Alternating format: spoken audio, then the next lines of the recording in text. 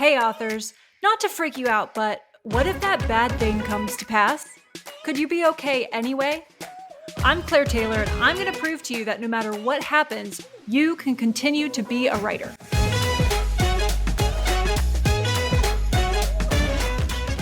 Welcome back to another episode of What If for Authors. I'm so glad you're here. My name's Claire Taylor, and I'm an Enneagram Certified Coach for authors, as well as a humor and mystery writer. You can check out my latest book, Sustain Your Author Career, by going to ffs.media/sustain. Just as a reminder, for anyone who is interested but hasn't yet gotten around to signing up, registration for the last session of the Liberated Writer 5-week course available this year closes on August 19th. So if you've given up on searching for that silver bullet and are ready to do the deep work that actually sustains author careers for the long run, then this is your chance ahead of the, chaos of the rest of the year to get started. So the course runs for 5 weeks, but it's really kind of a launch period for the long term for you and your career. So just like success doesn't happen overnight, neither do the underlying patterns of your author career change overnight. So if you're hoping for something better in 2025, which who wouldn't, right?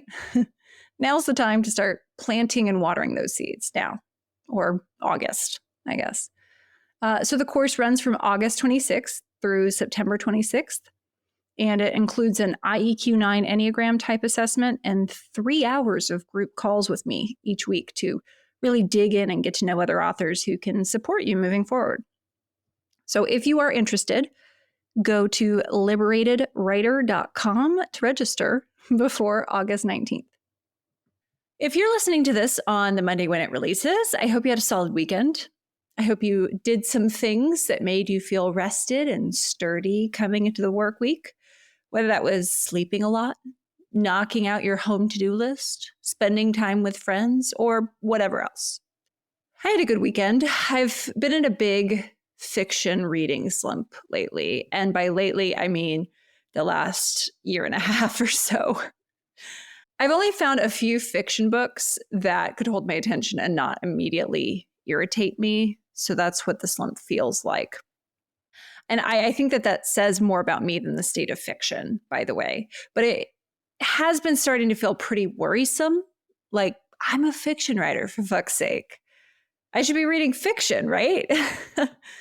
I've kept myself from losing sleep over this concern by reminding myself that it's not like I never have read fiction before. Who knows how many thousands of fiction books I've read in my lifetime. But I also think it had something to do with the stakes. So for me, like, fiction didn't feel real enough, essentially, for what I've been feeling the last year and a half or so. I could read, watch, and listen to true crime just fine, for instance. But when I switched to crime fiction, it just felt goofy and unimportant. Meanwhile, I was still writing crime fiction during this time. I don't know. Anyway, I talked to a couple of author friends about it, and while they tried to be conciliatory, it definitely came off as, yeah, that's weird and a problem. At least that's how their reactions filtered through to me. But then I talked to John, and he was like, it's not like you don't know story, Claire. Right, that. I mentioned my fiction slump to a couple other non-author friends, and they sort of gave me a, and that was that. I think it goes to show how important it is to have friends who don't share some of the same shoulds as you. My author friends have internalized a lot of the same shoulds around reading and writing as I have. So they pretty much reflected back to me my anxiety about it. Meanwhile, my non-author friends tend to be like, I usually only read one fiction book a year, if that, right? The perspective is so important. The world will not end if I don't read fiction. And what's the real problem? I was still able to write a bunch of fiction during my reading drought. I certainly wasn't out of ideas. I haven't heard anyone complaining about how my narrative structure, writing style is slipping. So maybe it just wasn't a problem after all. Maybe it was all in my head, so to speak. I always figured I'd get back into reading fiction. And this week, great news, it was the week that it happened. John and I went to a local bookstore that was offering 20% off for a bottle of wine when you bought a book. Yes, incentive, it worked. It was his birthday, so we went there before dinner. I had the hardest time picking out a book, but I ended up picking None of This Is True by Lisa Jewell because it seemed just twisted enough to keep my attention. But then we settled in to start reading and I was really struggling to focus. And I started having this anxiety of oh no, this is happening again. I'm still not through my reading slump. And then John, who apparently listens to me a lot more than I thought he did, suggested that I set a 15-minute timer to read without stopping, which is for sure advice I've given him before. But I did it. And suddenly I was in. Oh, the relief. The book was so dark and creepy. I loved every page of it. And I finished it yesterday, which made the weekend feel like a success for me. And now I'm through that, initial block, and I'm into a stack of horror novels written by women for research on a novel I'll be working on in the fall. All this to say that sometimes we get anxiety as authors that we can know isn't useful or based on anything particularly sound, but it still comes in. Not to sound overly confident, but I know how to write a fiction novel. And yet, even I get in my head about it sometimes. But so much of life works in cycles, and I'm taking my returned ability to focus on reading fiction as a sign that some of the ongoing stress in my life that was making it hard for me to get into something fictional is sort of being integrated into my world. So I don't need the raw realness to hold my attention like I did before. So that's really, really lovely. What a relief, right? I get to return to the peaceful life of reading horror. I'm quite excited. Anyway, in today's episode, we're going to ask the question that I hear from authors a lot, which is, what if my books never take off? There is so much to deconstruct in this single question, so let's jump right into it.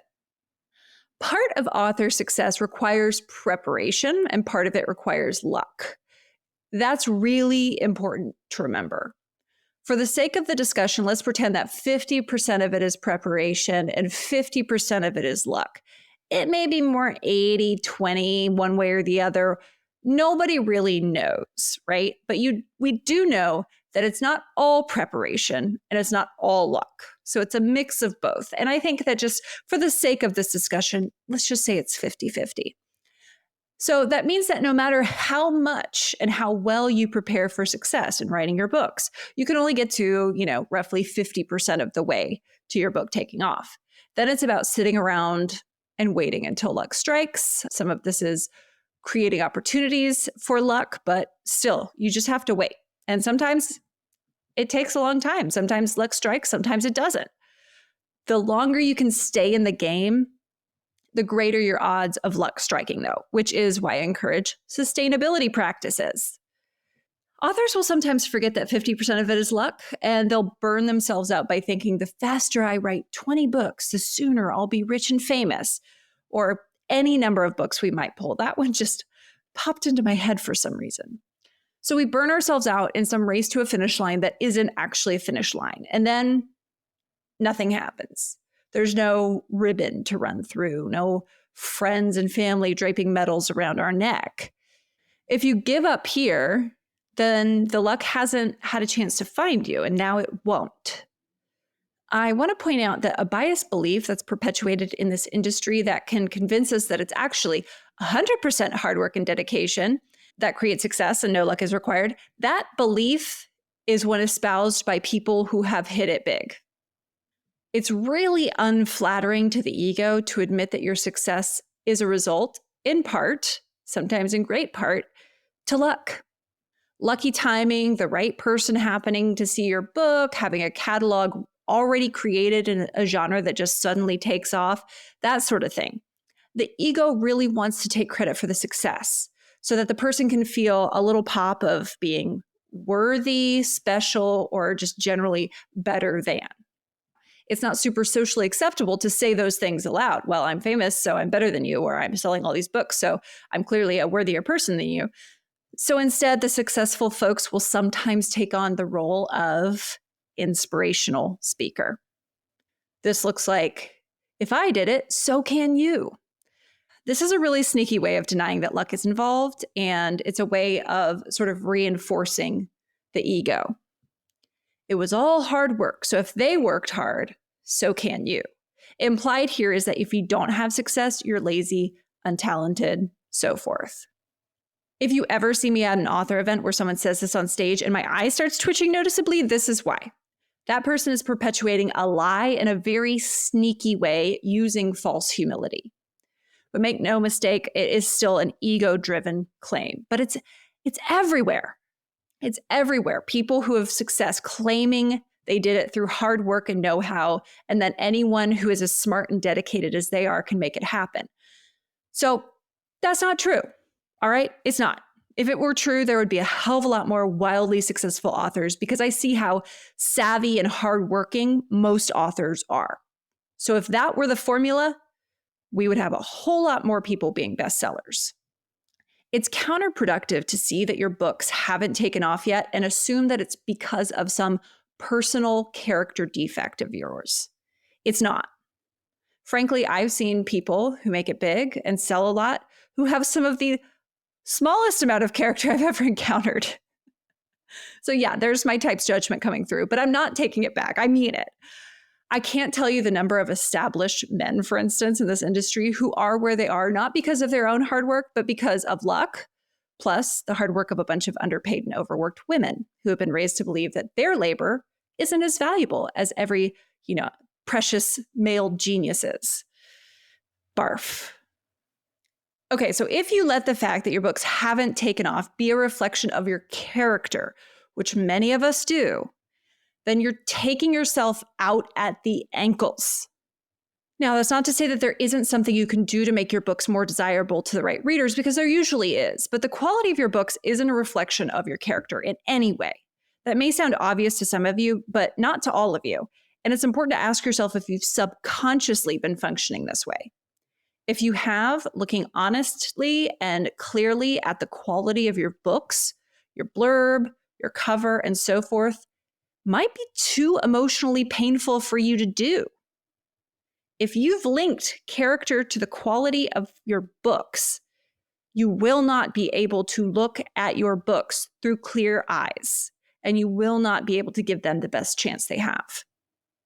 So then feedback of your covers look amateurish from someone about the cover you designed yourself may feel like someone saying you are sloppy or you are a failure, when in fact you are none of those things, but the cover simply looks like an amateur made it, which is true. It's just truth.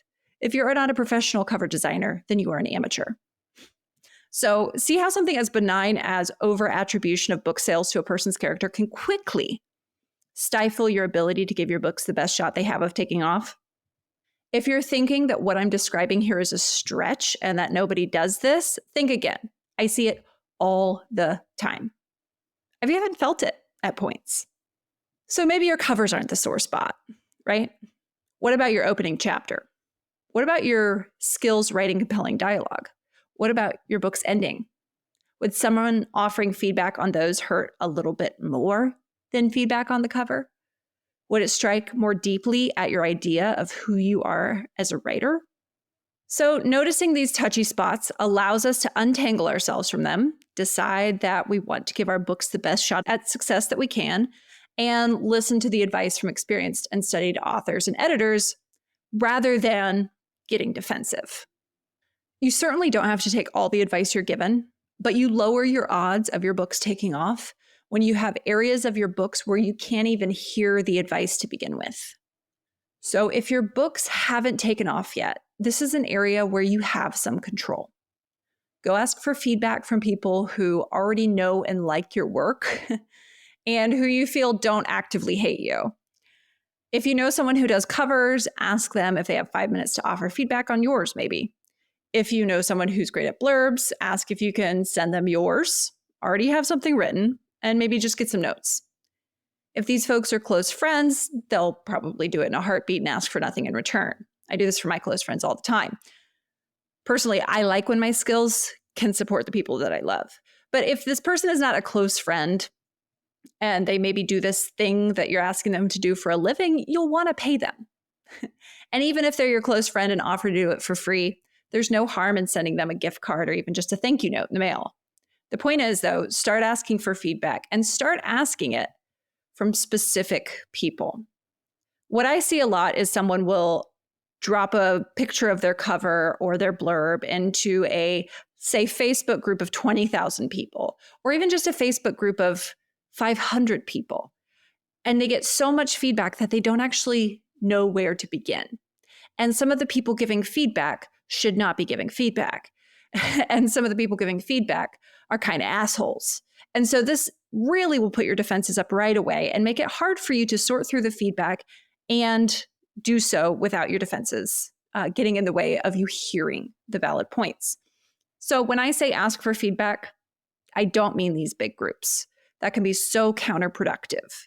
Go ask an individual, or if you have a small group of maybe 6 people that you talk with regularly who are authors, maybe go ask for some feedback there.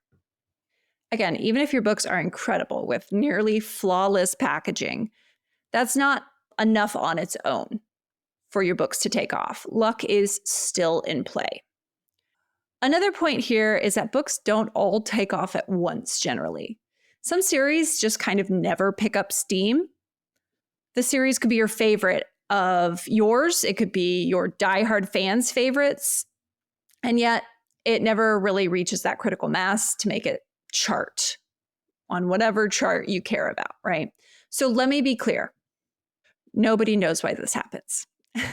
Nobody knows why one series will take off and another series that seems almost guaranteed to take off just doesn't. Now, people have theories, and I'm as happy as the next gal to guess about what's going on, but it's all just a guessing game. No one will ever know with certainty. This is why it's sometimes the best thing for your odds and for your mental and emotional health to move on to writing the next book. If you try to reach a conclusion on why a book or series isn't selling, no matter what you do, you may keep searching so long that you eventually settle on the problem being, surprise, a character defect in yourself. They must not like me, or whatever it is. It's not that. It's not that. The skill of shrugging, having a good chuckle at the mystery of the universe we all live in, and moving on is an invaluable author skill. So far, I've told you that sometimes what needs to happen is that you level up your books, and sometimes what needs to happen is nothing, because it's a mystery that will never be solved, or luck hasn't hit yet. So how do you know which one is at play so you can either let it go or take a little more time updating your books? How do you know if it's worth your time and energy to pay for a new cover or to update book 1 of your series to make the, starting tighter and more appealing to readers? How do you know when you've done all you can on a book and it's time to let it go and just write the next? This is the uncertainty that all authors will sit in, and there is no definite answer to it. The more you practice sitting in this particular form of uncertainty, the more sustainable you become as an author. The authors who simply cannot tolerate that there is no definite answer to the question of, is it the book or is it luck, are the ones that become obsessive, fixated, envious, and entitled. This unanswerable question will drive some authors mad, and you can see it almost anywhere you look in the author community. People would rather draw a conclusion that makes them feel like shit about themselves than sit in the uncertainty. So this often looks like someone posting somewhere, I'm just a terrible writer and no one wants my book, so I'm going to give up. There is certainty in giving up. You know your books will never take off if you do that.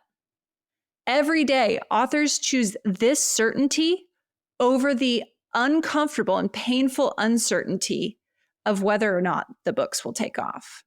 That's what giving up is. It's choosing certainty because the uncertainty has become too painful. So the real question we need to examine is, how long can you tolerate the uncertainty? Can you tolerate it the rest of your life? If so, then you're in the best position for that luck to come along. Maybe not anytime soon, but maybe eventually. If you can stand the pain of hoping. How do we withstand the pain of hoping? The pain of waiting? The pain of uncertainty? The best way I've found is creating a counterbalance to the pain. You need to make the pain worth it. And you can't make that contingent on whether the book takes off or not. There has to be something more, something in your control. This is where purpose often comes in. Why do you write? What does it do for you every time you sit down and sink into the story? How does it help you? How is it a defiant act of self-love? And how does it help others? Who might be waiting for your book to come along without even realizing it? How might your story provide comfort, courage, compassion, or even hope for a reader? If you knew that each book would save a single person's life, would it be worth the effort to write? I think so. That's just me. I mean, what nobler cause is there? But also, I think about the book I just finished reading. It didn't give me hope. It was dark. It was twisted, but it gave me something incredibly valuable nonetheless. It gave me relief from my anxiety about being in a fiction slump. It gave me ideas for books I'd like to write someday. It gave me motivation to get through errands quicker yesterday so I could sit and read. Those are all things that make life easier and more enjoyable for me. I'm so grateful to Lisa Jewell for putting in the time and love and pain to write that book so that I could experience this fiction renaissance in my life. The point is that if the only thing keeping you writing every day, or the only thing you're aware of as the thing keeping you writing every day, is the promise of your book taking off, then you're going to run out of steam. You will. You want to find an immediate payoff like purpose or enjoyment, or improved mental health for many of us, that will counteract the pain you're feeling of sitting in the uncertainty I've described, of not knowing when the book will take off, or if it's a matter of luck or something about the book that you have control over.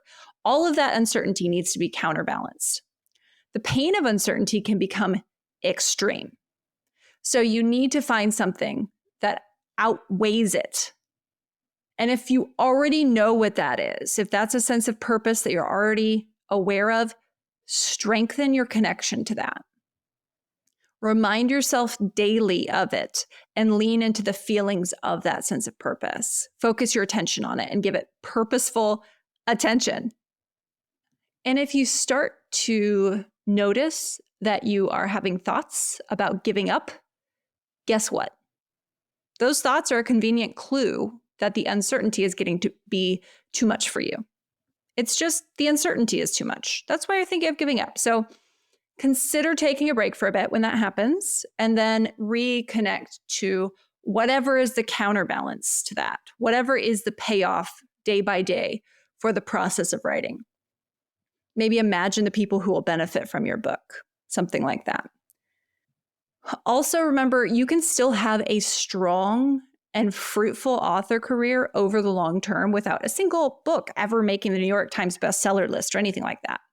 Which also brings me to this point. What does it even mean for a book to take off? Right? What do we even mean? Hit number 1 in the Amazon store, make a bestseller list, win a prestigious award? How many copies sold exactly constitutes taking off?